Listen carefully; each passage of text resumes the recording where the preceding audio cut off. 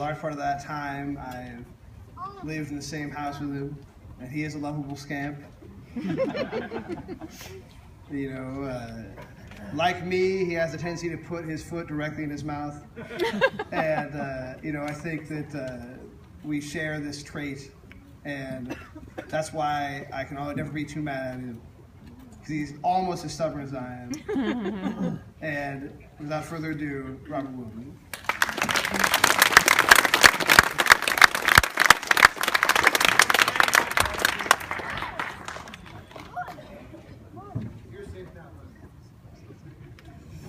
So, my speech is probably going to be a lot shorter than most of the others, but I don't care. I first got to the village school a little into 4th grade, bit apprehensive and worried that I had made a mistake going here and I was never going to feel comfortable at all.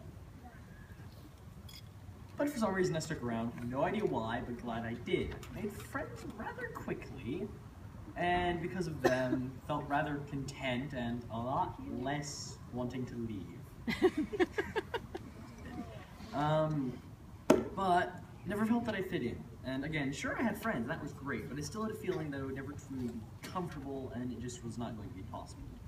But halfway through 4th grade, when I was getting up the courage to say I wanted to leave entirely, I found a quote that was just shocking to me on how much it related to me. And I only truly got how much it related to me at that time, like, what, 2 days ago?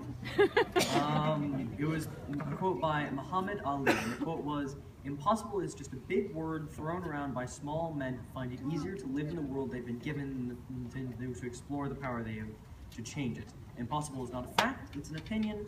Impossible is not a declaration, it's a dare. Impossible is potential, impossible is temporary, impossible is nothing." This made me think about what was running through my head at the beginning of the year, that I would never feel at home, it was just not going to be possible.